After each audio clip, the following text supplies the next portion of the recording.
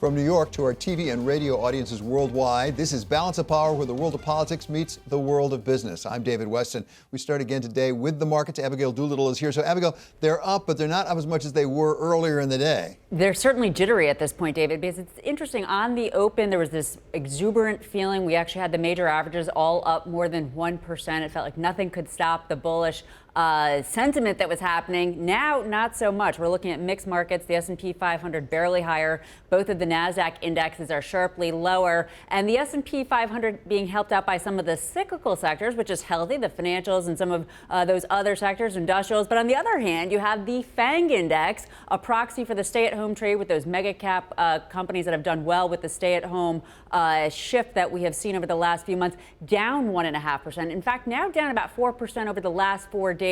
A big drag today. The true stay-at-home stock, Amazon, down 3.2%. And this is a real tension, David, because of course it's healthy if we have these cyclical sectors doing well. On the other hand, and on the idea that we're recovering and we're going toward a reopening, on the other hand, if you have the stay-at-home stocks, such as the Apples, the Amazons, and some of those other names trading lower, that's a huge weighting to the major averages, those mega cap names, lots of sentiment too. So it's going to be interesting to see how this works out. Right now, it is resulting in jitters for sure. Yeah, in fairness, Abigail, you sort of warned us that with the FANGs, they might have gone too far, too fast. You've been warning us about that possibility, so that's not a big surprise. But what about the news of a possible vaccine? That seemed to really capture the market's attention, at least for a while today. It certainly did. And actually yesterday, too, that news from Moderna that they have a vaccine that did very well, produced antibodies in 45 patients in a trial, popped the futures yesterday up more than 1%, produced that bullish open. Behind the scenes on the day, though, David, it's coming down to the dollar.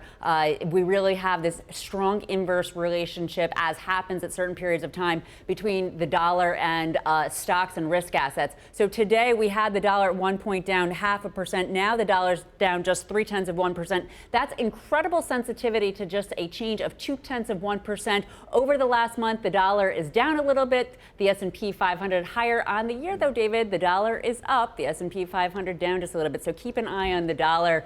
Really right now stuck in a sideways range. But that's a subtle nuance happening behind the scenes. Probably the big driver of the jitters beyond what's happening for some of those stay-at-home stocks being so overdone, and now some chips being taken off the table. Okay, we got to keep an eye on that dollar, as you say. In the meantime, let's talk about the economy, not just the markets, but the economy. Despite all the help that's been given, both in the United States and over in Europe, to the economy, still more needs to be done. Earlier today, we talked with Patrick Harker, the Philadelphia Fed president, and he said that he thinks this recovery is going to go slowly. We saw a pretty big hit in first half of this year, probably about 20% hit in GDP in the first half. We thought it would bounce back around 13% in the second half, ending around 6-7% down in GDP for the year, and unemployment around 10%. We are revising it right now because with the virus surging in the south and southwest of the country, we are concerned about that. I'm very concerned about that. So this is going to be a slow recovery. Until we get the virus under control, we can't get the economy back to full throttle.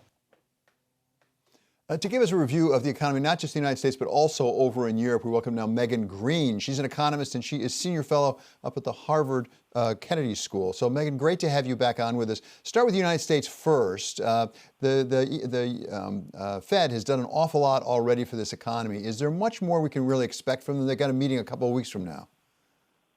So there's more that the Fed can do. I think the question really is, why would they do it at the moment? And most of the Fed's tools that it has been using or that it hasn't used yet are aimed at keeping borrowing costs low. And borrowing costs already are low, and they don't show any signs really of backing up. So the Fed could roll out things like yield curve control, or it could provide more forward guidance. It could change its, inflation mandates so that it really is fully symmetric, so that they can allow inflation to overshoot the target. But for the most part, borrowing costs are really low and inflation's nowhere near the target. So I don't see why the Fed would do much more in the short term. So go over to Europe now, just to compare and contrast here for a bit. The ECB has also done a fair amount. They're going to meet again tomorrow. Most expectations are not to do very much. But more important, perhaps, is that Council of Europe meeting that we're going to have, perhaps fiscal stimulus coming up. They're going to be talking about it at least on Friday. That's right. So the ECB is meeting, and again, I don't think that anything will be announced. So I do think there will be a debate about the recovery in Europe. It's gone a little bit better than they expected back in June when they last provided some GDP forecasts. But inflation seems to be ticking lower. And, so there will be a debate, and we might hear some language around whether their bond buying program, the PEP, is a ceiling or whether we can expect them to re-up it next year. And so in that nuance is where investors will be looking for hints. But I don't think that they'll announce any policy changes. And I think both for the ECB and for the Fed, the message will continue to be over to you, fiscal authorities. We've kind of done everything we can do. The markets are unlocked. Borrowing costs are low. Now it's over to fiscal authorities, and as you mentioned, there's an EU summit later this week. Well, they'll be discussing this recovery fund. And the recovery fund is politically a big deal, economically not so much. It involves some kind of transfers between EU countries, and that's why it's politically important. But we don't know the conditionality of it yet. I don't think they'll probably agree anything actually this week, though they might before the summer recess in August. And I think importantly, about 75% of the money in the recovery fund doesn't look like it will actually be deployed until 2023, which is really late for an immediate crisis that we're trying to get countries through. So, I think they'll pick up the mantle. They'll agree something. We don't know exactly the split between loans versus grants and all the conditions on it. But I do think that, they'll negotiate those terms and will agree something. It's a political game changer in that it does provide some kind of solidarity in the EU, which we've been seeing, we've really missed in the Eurozone in past crises. But economically, it's not a game changer. And so there, I think the most important thing, again, is virus management. And that's partly why Europe has done a bit better than the U.S. in terms of the recovery, because ironically, while the U.S. has said to the Eurozone in particular, it's the fact that you don't have a federal structure is your problem, it's actually been great in terms of virus management because they've been able to manage things at the national level. Megan, are we starting to see some storm clouds perhaps on the horizon? Not that we need more storm, but first of all, with bankruptcies, we've got record number of bankruptcies in retail in this country in the month of June. And some authorities are really worrying about some mega bankruptcies that might be coming down the pike. We also have a lot of companies now starting to announce layoffs for the second half of the year. Are we in for some rockier times, put aside the problems with the coronavirus?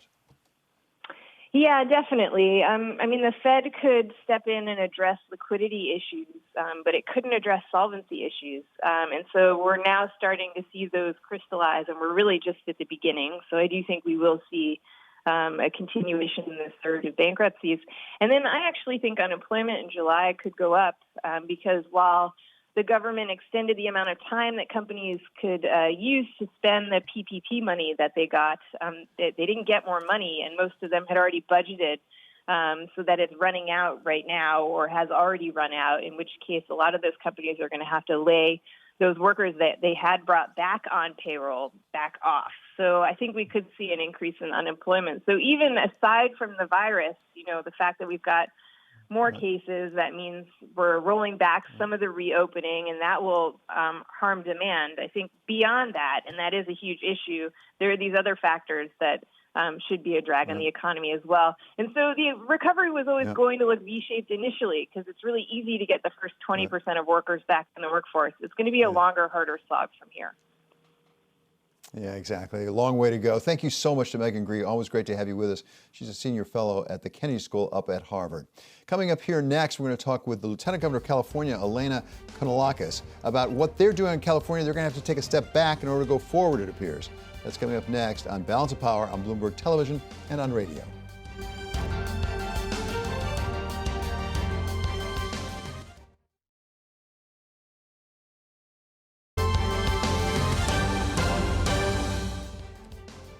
This is Balance of Power on Bloomberg Television and Radio. I'm David Weston. It is time now for First Word News, and for that we go to Mark Crumpton. David, thank you. Fears of a Hong Kong brain drain are increasing. China moved to tax its citizens' global income.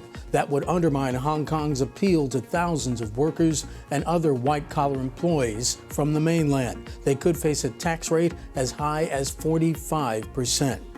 Indonesia will sanction violations of social distancing rules. President Joko Widodo is implementing the new law to help curb the spread of the biggest coronavirus outbreak in Southeast Asia. Offenders could face fines or social service requirements. New cases there have soared in recent weeks as restrictions have eased. So far, Indonesia has recorded more than 80,000 infections. The British Prime Minister Boris Johnson says his government is taking every step to avoid a second spike of coronavirus cases. In Parliament today, Prime Minister Johnson praised the test and trace program. He also committed to holding an independent inquiry to learn lessons from the pandemic. The Trump administration is distancing itself from a senior advisor's critique of infectious diseases chief Anthony Fauci. Trade advisor Peter Navarro wrote an article for USA Today saying Dr. Fauci has regularly been wrong. The White House says the article didn't go through the regular clearance processes and is solely Navarro's opinion.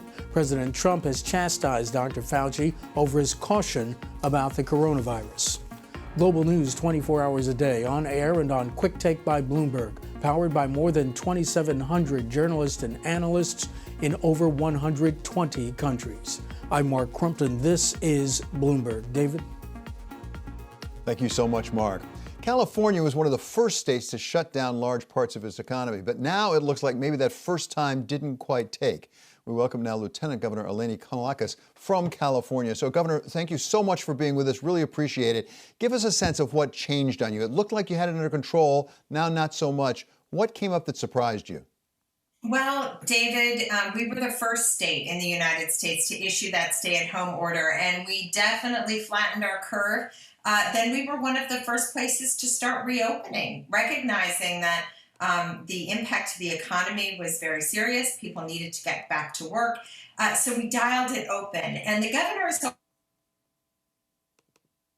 always talked about our reopening switch, that if the numbers start to go up, and we knew that they would, but if they went up beyond what we predicted, we would have to dial back down again. So that's where we are right now. And to give you a little bit of context, because California has been testing widely, we're testing now around 100,000 people every single day. Our rate went from a stable 4.5% over the time of the stay-at-home order. So about 4.5% of people tested positive. In a very quick 3 weeks to 7.5%. So the virus has gone too far beyond what we believe is safe. So now we are dialing things back and telling people again, you have to stay at home until we can get it back under control and flatten that curve again. Lieutenant Governor, you have a very big state in terms of number of people, in terms of the size of the economy, and geographically. Are you seeing significant variances across the state? Because initially it seemed like San Francisco was the hotspot, and then it moved south on you. Are you seeing that sort of positivity rate throughout the state, or are there particular hotspots? Well, David, you're absolutely right. And for your viewers on the East Coast, you have to imagine an area from Virginia to Vermont. And very, very diverse. California is a huge state, geographically and in terms of our population. That's why the state is working closely with our counties. So we set protocols at the state level, and every county modifies and works within the envelope of those protocols to fine-tune what's right. But now we have about 30 counties on our watch list, places where the virus has really come roaring back. San Diego, Los Angeles, Imperial County are among them, so slightly higher in Southern California than in the north. But again, we know what works, David, and it's painful economically.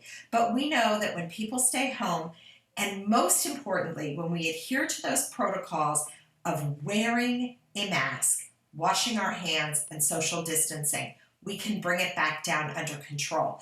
The other thing that's different than several months ago is we use the time that we bought with our original stay-at-home order to expand our capacity in our hospitals, PPE, ventilators. We also have a robust biotech industry in California. Remdesivir, which I'm sure you've heard about, is a therapy that was developed here in California. So we have ways to treat people to make it that if you do get the virus, you're more likely to survive. So all of that is an important part of the process. At the same time, we have to dial it back, keep people at home, really reinforce the message of how to keep safe. And frankly, this mask debate and the idea that if you're conservative, you don't want to wear one, and if you're a progressive, you do. This is nonsense. Masks are proving to be the most effective way that we can slow the virus down. So we're doing a lot of PSA, a lot of public service announcement to people to really reinforce how important it is to follow those basic protocols: the mask, social distancing, and hand washing. So you point to a really important point. You and Governor Newsom can set all the rules you want, but if people don't comply, it's not going to work as a practical matter. To what extent are you having trouble with compliance? Either we have some issues in the country about age, particularly 20 to 29-year-olds seem to be identified in some parts of the country, or also, as you said, sort of the civil rights and liberties. I have a right not to wear a mask. How are you dealing with those issues in California?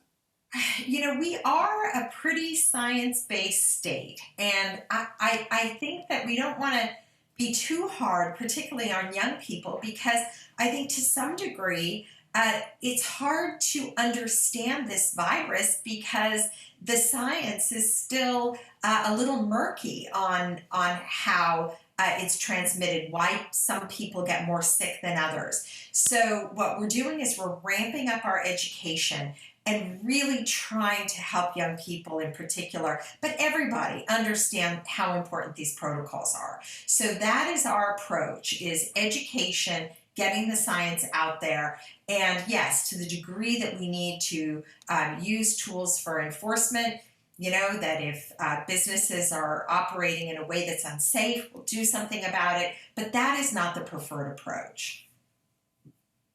I have no doubt that your priority, as Governor Newsom's is the health and the well-being of the citizens of California. At the same time, as you mentioned, there are economic consequences of all this, and California is an important part of the U.S. economy, an important part of the growth of the U.S. economy.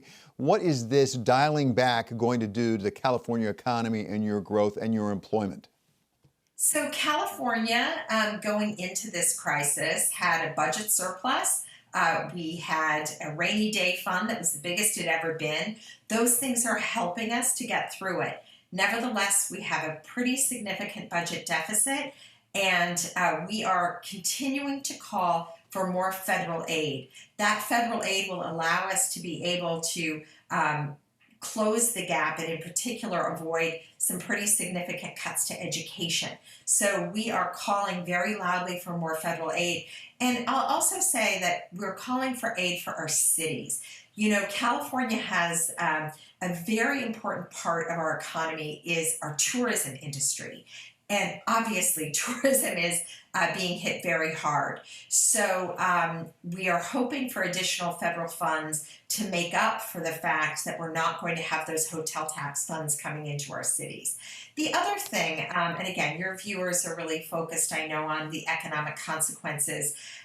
You know, the unemployment insurance average for people in California is about $350 a week prior to federal aid. So if people prior to COVID filed for unemployment, they were eligible for up to $450 a week, but the average was about $350.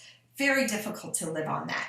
The CARES Act brought an additional $600 a week to people on unemployment insurance.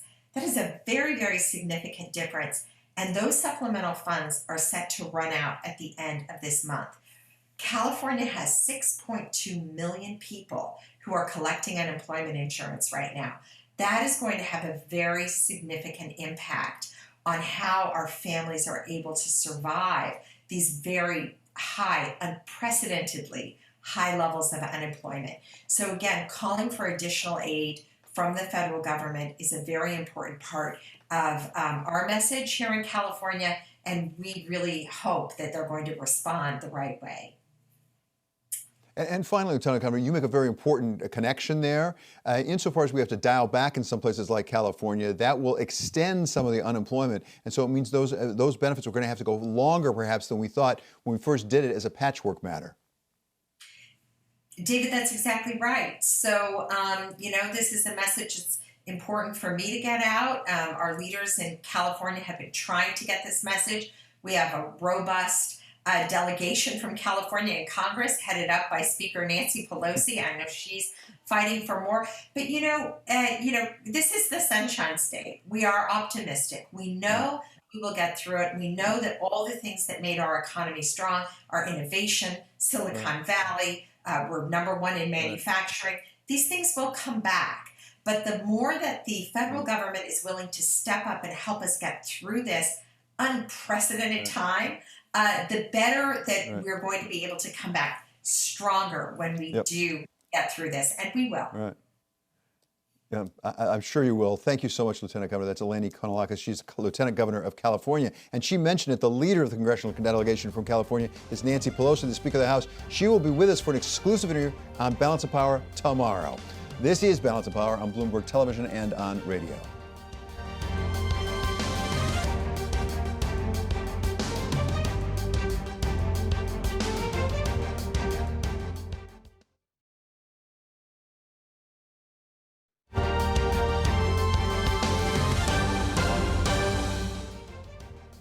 This is Balance of Power on Bloomberg Television and Radio. I'm David Weston. Moderna was having quite a good year already. It is our stock of the hour because it's even doing better now on some encouraging news about a possible vaccine. And Scarlett Fu is here with the report. That's right, David. Moderna gaining for a seventh time in 8 days. It's off its best levels of this session, but some very encouraging news on its latest vaccine, and that is it produced antibodies in all the patients in this initial test. So we'll see how that develops, but certainly this is fodder for bulls who are looking for some kind of solution here, a medical solution. We also heard from AstraZeneca, which said that, or I shouldn't say said that, but there's looking to be a report that a medical journal will release positive results from early tests on AstraZeneca, which is working on a vaccine with the University of Oxford. Abbott Labs will be giving us a read on the healthcare sector overall when it begins reporting earnings tomorrow. But you don't see names like Inovio or Vaxart participating in the rally. They've gained at least 2,500% year to date. Moderna likely to see more upside as well, because you can see an upgrade there on the stock from Piper, looking for a 60% upside there. And all of this is causing a rotation back into the beaten up cyclicals. Travel companies like airlines, cruise ship operators, car rental agencies, resorts, the Cheesecake Factory even are all getting a bid, while you see the NASDAQ slumping behind. In fact, you've got Clorox, Netflix, and Amazon down. So the New York FANG Index not doing so well today. Zoom also lower by 3.6% as some of those stay-at-home stocks see some of the air come out of their share price. David? Yeah, if there were a vaccine, it would change an awful lot of the world. Thank you so much to Scarlett Fu for that report. Coming up, President Trump is on his way to Georgia. We're going to talk about why he's going there with Rick Davis, our Bloomberg political contributor. That's coming up next on Balance of Power on Bloomberg Television and on radio.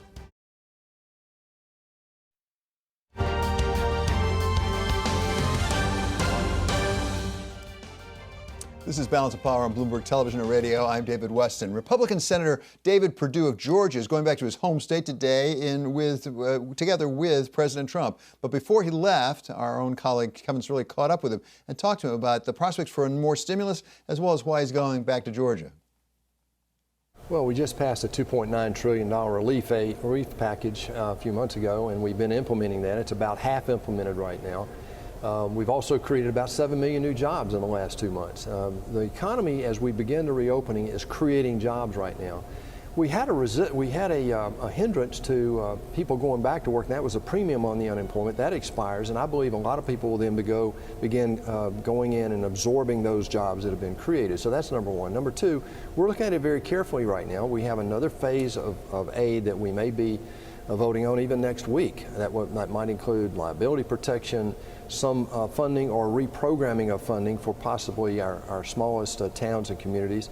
And then we'll look at this, we're really looking at this unemployment issue very seriously. You know, the president, when he talks about economic stimulus, one of the things that he mentions is infrastructure, and potentially having infrastructure sometime in September or October to have this be voted on. You've got a plan in terms of infrastructure. What's in the plan, and how likely is it to garner Democratic support? Well, first of all, the president actually understands that to compete globally economically, we have to have a world-class infrastructure here. Georgia is very blessed with that. We have the Port of Savannah, which is the third largest port in the country, the fastest growing, the most productive port. The president's actually flying down to Georgia today to make an announcement about how he's trying to clear away. He's actually changing a rule in the government to allow a quicker turnaround for approvals for new construction of infrastructure. The funding of infrastructure is the debate, right? So we've got to find a way to use public-private partnerships to get these big infrastructure projects funded. The president broke a logjam after 20 years of trying to deepen the Port of Savannah just 5 feet. He broke that logjam, and we now have it funded, and it will be completed in the next year or so. So he understands the importance. You can't have a world-class economy without world-class infrastructure. Are you optimistic that infrastructure could get voted on by the fall?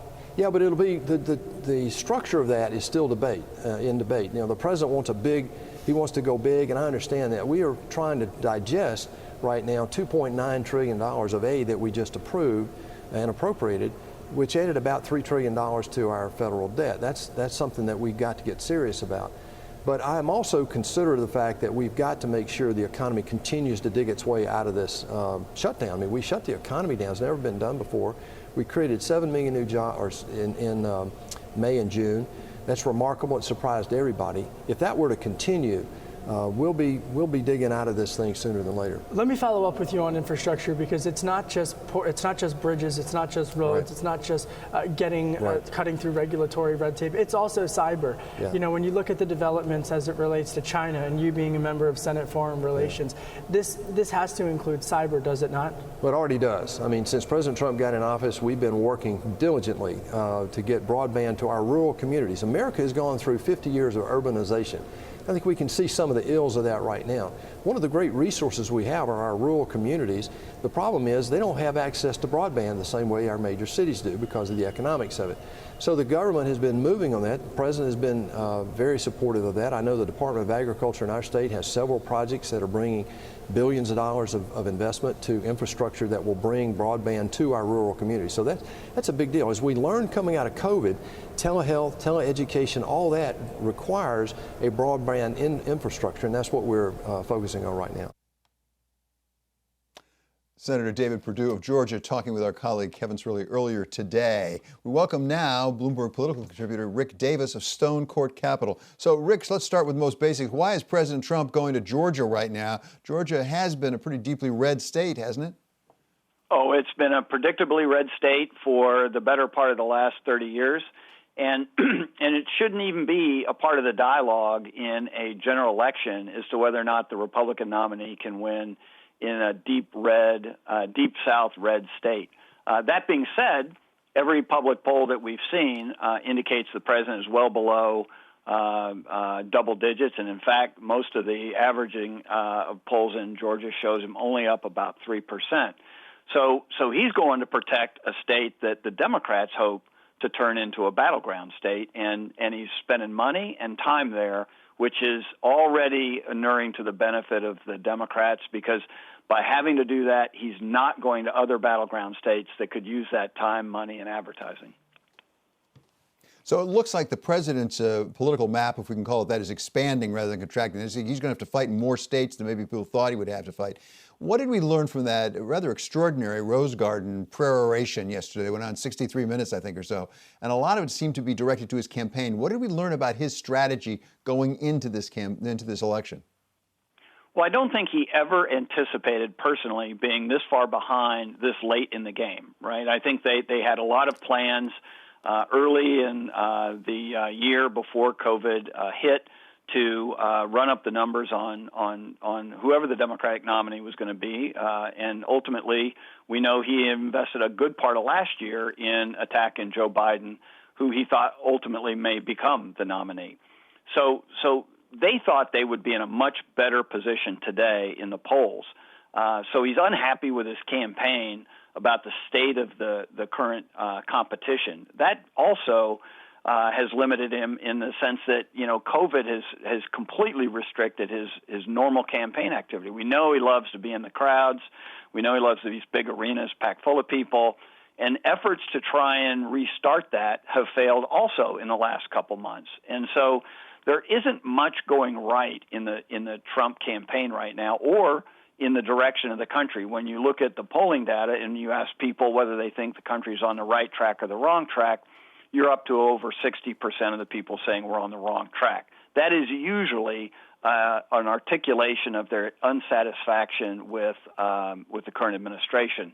So he's dealing with a bigger subset of states than he wanted to have to campaign in, with fewer options to campaign, and the clock is ticking. We're already entering the final stage of the summer nomination campaigns. The conventions are a month away, and he's only then got 60 days before the general election. So the clock is actually his biggest enemy right now. So what are his options? You've run a lot of these campaigns, including that of John McCain for president. What are his options? Is he almost necessarily running not against Joe Biden, but against a virus? Oh, for sure that the virus has occupied most voters' minds, right? When you have a public health issue of this degree that affects virtually every single American, unless you are talking about that every day, you're not in the dialogue that matters. You'll see Joe Biden, virtually every single event and every press release addresses directly the coronavirus problem. And so they've made a concerted judgment that they want to embrace that and work with the issue set that they are given. Trump, exactly the opposite. He goes to the epicenter last week of the virus in the country, Miami, and doesn't even mention the coronavirus. He sees that as dancing on the wrong platform. And so how you avoid discussing the number one issue in America today and run a campaign is part of what is causing a lot of turmoil within the Trump campaign. There are advisors who want him to directly take charge of this and drive a better outcome, but he seems reluctant to do so. And unless you can convince Trump, nobody else in the campaign's opinion matters. Yeah, he's proven that. He's ultimately his own campaign manager. At the same time, they may be having a lot of challenges in the Trump campaign, but they had a victory of sorts last night as President Trump's former Attorney General Jeff Sessions lost to Tommy Tuberville. Tell us about the importance of that. Yeah, that's the classic be careful what you ask for, right? I mean, you probably had a stronger candidate in the general election in Sessions, but Trump, because he was angry with Sessions for basically turning on the Russia investigation, literally single-handedly made sure that Tuberville would win that nomination. So you have a weaker candidate entering the general election, but in a predictably Republican state. Unlike Georgia, you haven't seen real change in the electorate in Alabama. So predictably, it should be still a Republican state, but he's definitely weakened his chances for returning a Republican to the Senate from Alabama. But he has a shot at it. And in this election year, and you look at the down ballot, the Republicans want every shot they can get because there are a lot more that look like they might go from red to blue than go from blue to red. That's right. I mean, I think that there are a lot more states, especially on the Senate calendar, that are in play than anybody would have anticipated. Some seem irretrievable. Arizona is a terrific example of that, where Martha McSally is running for re-election. Arizona is going to be a battleground state. It's a critical state, and most public polls show that over 10% advantage for Mark Kelly, who's the Democratic opponent. So when you start taking big states like that off the table and saying we're likely to see a Democrat come to the United States Senate, you start losing that 5-vote advantage pretty quick. And of course, the wild card is that if you get hung with 50 Republicans and 50 Democrats, then it matters who that sitting vice president is going to be. And that's coming into question as to whether or not you're going to have Mike Pence or whether or not whoever the Biden campaign nominates sitting in that chair in the United States Senate. So everything's up for grabs. I think the United States Senate is clearly going to be a battleground, and of course, the battleground states just keep expanding within the presidential race. It's going to be quite a time between now and the election, and Rick Davis is going to be there with us because he is Bloomberg political contributor. Thanks so much, Rick, for being with us. Coming up next, we're going to talk with Craig Fugate, the former head of FEMA, about exactly how his old agency is going to handle a pandemic as the hurricane season approaches. That's coming up next on Balance of Power on Bloomberg Television and on radio.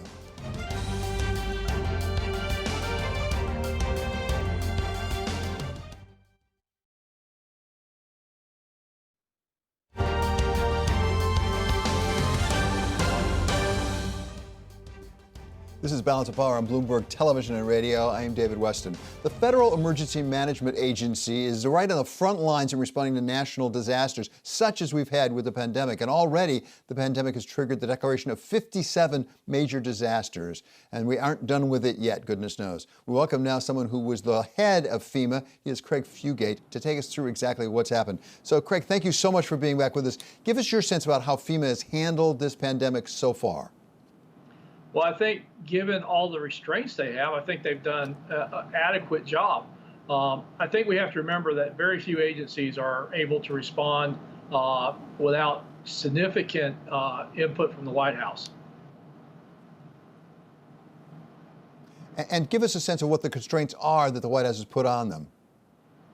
Well, again, a lot of the things I think happened early on was FEMA was not brought into this early.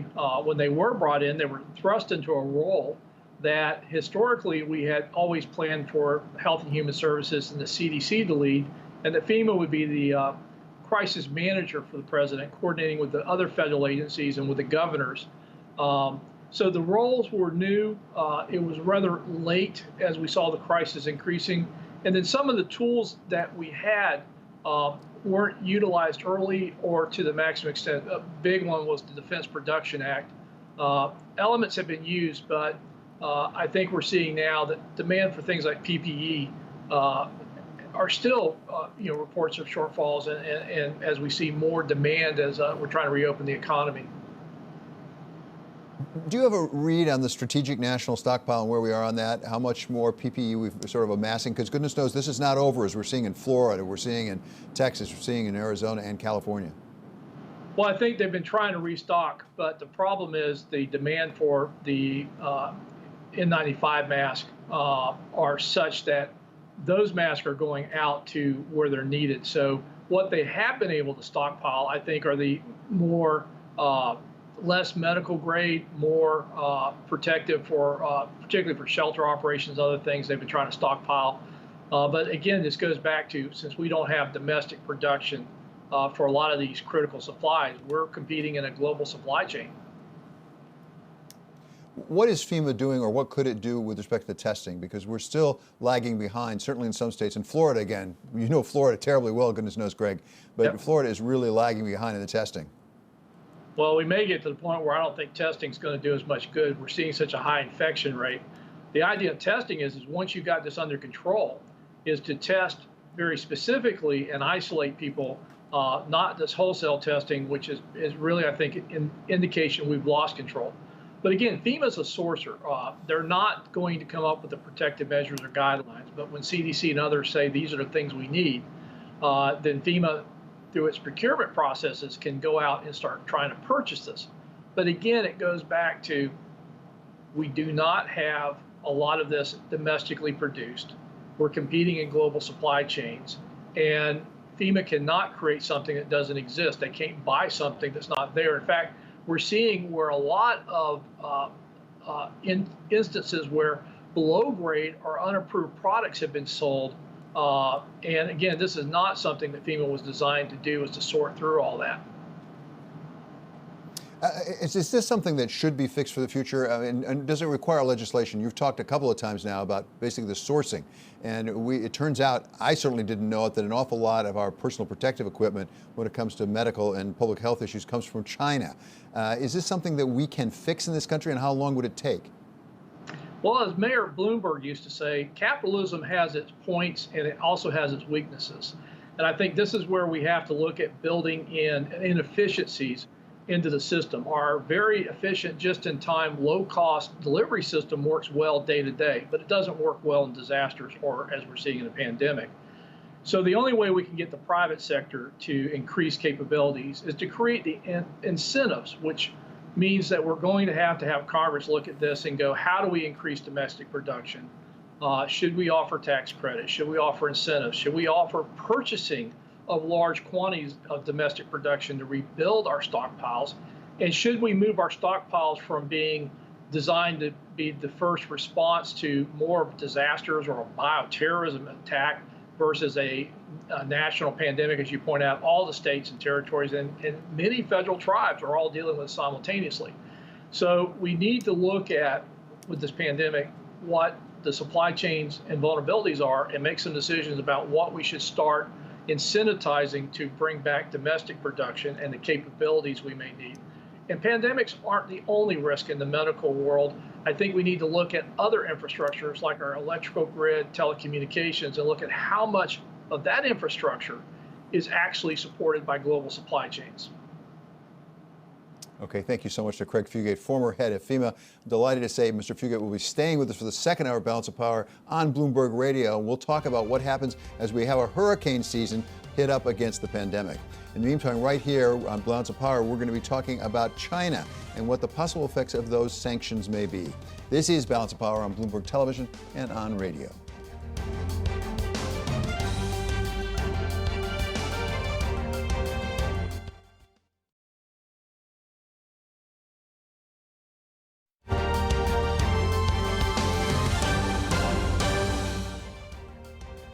This is Balance of Power on Bloomberg Television and Radio. I'm David Weston. Yesterday, President Trump announced new sanctions on China. This is in retaliation for what China is doing in cracking down in Hong Kong. Welcome now our colleague Tom Orlik, who really is an authority on China, has lived in Beijing for quite a few years and has written a terrific book, China, the Bubble That Never Pops. So Tom, thanks so much for being with us. Give us a sense of how important or relatively not so important this new round of sanctions are. Great to be back, David. Thanks for having me on. So what we've seen is the U.S. moving to sanction China over the national security law in Hong Kong. And what they're essentially doing is removing the special status which Hong Kong enjoyed as a semi-autonomous part of China. And that's going to have implications for exports. It's going to have implications for visas, for students. The details are still a little bit murky, so we're waiting to see what exactly they look like. But the broader picture here is that from Hong Kong to Xinjiang to the South China Sea to Huawei, relations between China and the U.S. continue to deteriorate. It was noteworthy, at least to me, Tom, I wonder if it was to you, that yesterday when the president talked about this in the Rose Garden, usually when he talks about China, he talks, well, I still have a good relationship with President Xi. I didn't hear that yesterday. I didn't hear we're in really good terms together. It seems to almost be getting personal. At the same time, are economic sanctions going to make any difference to President Xi and to China? Because they perceive Hong Kong as existential from their point of view, don't they? Yeah, I think that's right. So for the last few years, we've seen really aggressive moves by the U.S. against China, tariffs imposed on billions of dollars of goods, sanctions on some of the most important Chinese technology companies. But the whole time, President Trump has been consistent in saying he has a good relationship with President Xi. He doesn't blame President Xi. And that's left the door open for a kind of a friendly resolution, right? Now, he didn't mention President Xi in his remarks yesterday, so maybe that points to a hardening of the relationship. That door to kind of like a top-level mano-a-mano solution as the two strongmen sit down maybe is creaking closed. Now, in terms of the economic impact, I think one thing to keep in mind is that even as relations deteriorate across a whole suite of issues, most of the moves so far are pretty symbolic, right? So we've got sanctions against specific officials. You can't come to America. You can't have assets in America. We've got the removal of Hong Kong's special status, that Hong Kong's not really that significant to the larger Chinese economy. So the trajectory is certainly negative. But in terms of the substance, I don't think there's a huge amount of substance in the latest moves, and that's why the market reaction so far has been quite muted.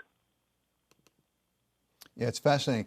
At the same time, what is left of President Xi's One Belt, One Road initiative? I mean, there was a time 2-3 years ago when this was a major strategic initiative for him. And I hear now reports that a lot of the people who are partners with him in this are not liking very much the way China's handling that. So when President Xi came into power, there was a change in tone in terms of China's relation with the world. From Deng Xiaoping on, China had this policy of kind of quiet development, right? Let's develop, but let's not shout about it. Let's not proclaim our arrival as a global power. Under Xi Jinping, that changed, and the Belt and Road Initiative and the China 2025 initiative, which was about industrial policy, announced China's arrival as a global power. Now, to be frank, this has not been a PR success for China. It caught the attention of the world in a really negative way. And as a consequence, we now have a US, a Europe, and Australia, which is turned much more cautious in managing the China relationship. So the Belt and Road strategy continues, but we don't hear China talking about it so much because making a big noise about it turned out to have some negative consequences for Beijing. Okay, Tom, it's a great treat to have you with us. It's our colleague Tom Orlick, who once again has written this terrific book, China, The Bubble That Never Pops. Coming up next, we're going to have Bloomberg Balance of Power on radio. But also tomorrow, we have an exclusive interview with the Speaker of the House, Nancy Pelosi, as we talk to her about the efforts to reopen the economy and the resurgence of the coronavirus throughout the country and her HEROES Act. This is Bloomberg.